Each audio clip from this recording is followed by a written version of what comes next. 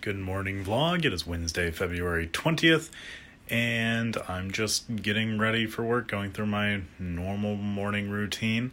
I have some coffee about to be on. The water's warming up right now. And I'm not quite sure what I'm going to do this morning in terms of just preparation, working on other projects. I may just go ahead and continue writing some of the copy for that promotion for my church that I've been working on the past couple of days, or I might actually catch up on a book that I'm reading for and preparing some questions for an interview with the author. She would like to have an audio recording of an interview talking about the book and other subjects, so I happily obliged to take on that task with her. And I've been making some progress through the book. I'm about halfway through right now, and I don't like to judge books too quickly. I'd like to finish the whole thing, just in case there's a better half or a worse half. And I'm not quite sure what else I was meaning to say, but those are my plans. That's what I'm trying to do as I try to wake up this morning. Apparently, I'm still kind of off. Hopefully, some coffee will fix that. So I decided to work on some Keynote Slides to try and do as like a video or something to add into a LumaFusion project. And I realized that I have too many steps in here. It's too complicated to show someone how to subscribe. Let's see if I can show you. I have some placeholders here, but I have like 8 slides to show you how to subscribe to the podcast. And that's too many steps. I want to show how to subscribe in like, I'm throwing out a number here, like 3 steps, 4 max. I don't know. So that got me to thinking, how can I show people to subscribe in fewer steps? I'm being too technical here. So I'm rethinking my process.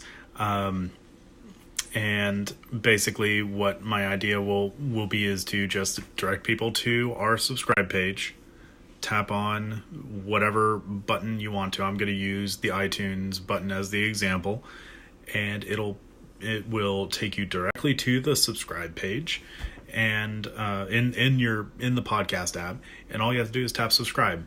3 simple steps.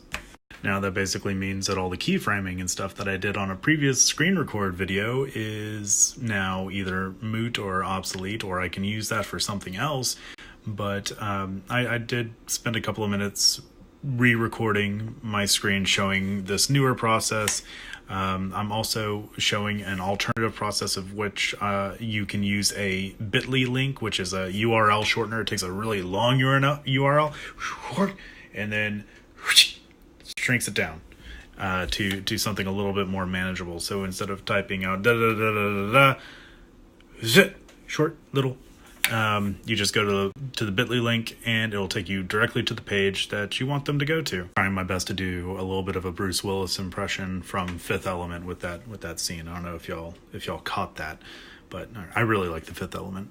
And so basically, I'll show you what I mean by the bit.ly link. I actually created a bit.ly account. It's free, and if it will focus, there we go.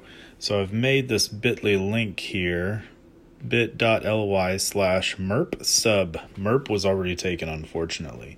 But if you go to that website, there we go. If you tap on that and you go to bit.ly/merp sub, it'll take you directly to our subscribe page here, and then you can see all the platforms where you can like subscribe and whatnot. But from my screen recording, I'll just show like, oh, you can go here, and if you're on iOS, you tap on Get It on iTunes. If you're on Google Play, if you have an Android device, you tap on Listen on Google.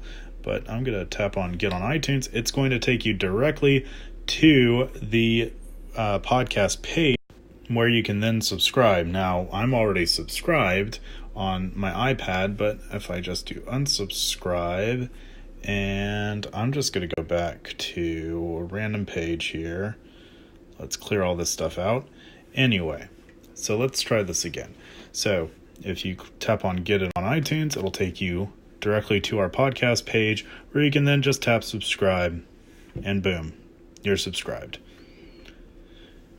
3 easy steps, or at least I'm trying to condense it down to that. But now doing all that, I've lost a little bit of track of time and I need to get to work. Finally here at work, and on the drive here, I had another idea for a blog post on why people should have a website. It doesn't matter whether you're just doing it for personal or for business or for a nonprofit organization.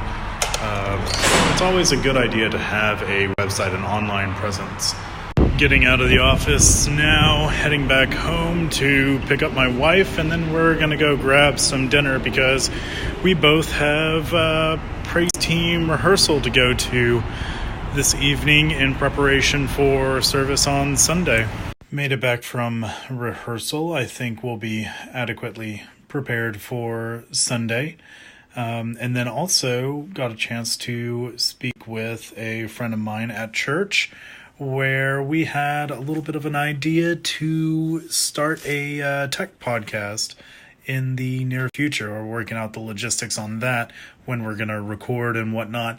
I have all the equipment that's necessary, so we can get that off the ground pretty quickly. But just a little bit more preparation before we can get that started. But I'm very much looking forward to that. And going off the topic that I discussed earlier this morning about whenever I was having my drive into work, on a blog subject that I wanted to do on why, no matter who you are, you should really have your own website. And I kind of went on a rant about, not a rant, but a discussion with myself about my church and how it's important for them to have their own website, and how important it is that how they choose to design or redesign their website, the thought that would go behind it and the design that would need to go behind it. And I kind of just want to gather all my thoughts together and put it into a blog post and just put it out there, because it doesn't matter who you are, what you're in, whether you're a business or you're just Joe Schmo on the side of the road. You should have your own personal stake, your own claim in the ground on this vast network that we call the internet, because the internet is not a fad. It's here to stay. It's digital. It is everywhere, and it will only get bigger. It's not going to get smaller. And we all have the opportunity to move in at the ground level now, even though the internet's been around for decades, 30, 40 years at least. I can't remember exactly. Was it the 70s when it was founded? I can't remember. 60s, 70s, sometime like that.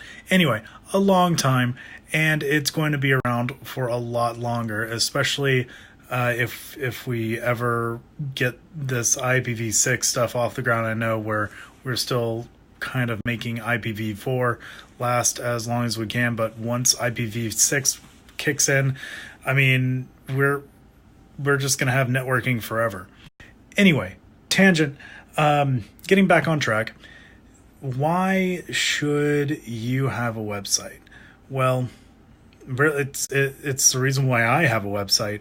It's because I want a place on the internet that I can call my own, that I have a say on what goes on there, what doesn't go on there, what is said, what isn't said, and who has a voice about me.